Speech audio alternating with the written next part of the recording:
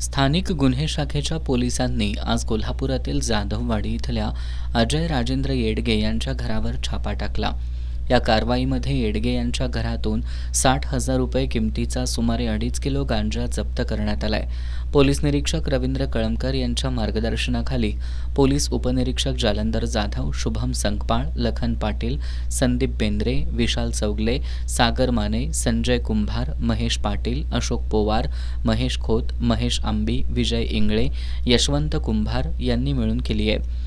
यापुढे देखील अंमली पदार्थांची विक्री करणाऱ्यांवर कारवाई करण्यात येणार असून या संदर्भात कुणाला माहिती मिळाल्यास त्यांनी पोलिसांशी संपर्क साधावा असं आवाहन स्थानिक गुन्हे शाखेचे पोलीस निरीक्षक रवींद्र कळमकर यांनी केलंय।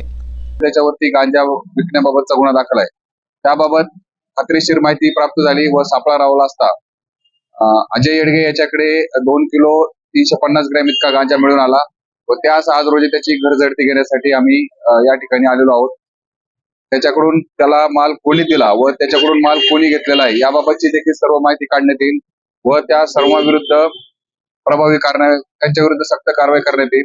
त्याचप्रमाणे दिनांक 4 फेब्रुवारी 5 फेब्रुवारी ते 6 फेब्रुवारी या दरम्यान कोल्हापूर जिल्ह्यामध्ये 46 गांजाच्या बाबतच्या केसेस करण्यात आलेल्या आहे व त्यामध्ये 55 आरोपी करून त्यांना अटक करण्यात आलेली आहे। ही मोहीम आणखीन तीव्र करण्यात येणार असून पुढील काही दिवसांमध्ये जास्तीत जास्त गांजा विक्री करणारे व गांजा सेवन करणारे त्यांना आरोपी करून त्यांच्यावरती देखील कारवाई करण्यात येईल। मी आपल्या माध्यमातून नागरिकांना आवाहन करतो की ज्यांना कोणाला गांजा किंवा इतर नशिली पदार्थांविषयी जे कोणी सेवन करत असेल, विक्री करत असेल किंवा त्याबाबतचा पुरवठा करत असेल याची कोणतीही माहिती प्राप्त झाल्यास त्यांनी 112 क्रमांक किंवा कोल्हापूर नियंत्रण कक्ष येथे माहिती द्यावी। त्याचे नाव गोपनीय ठेवले जाईल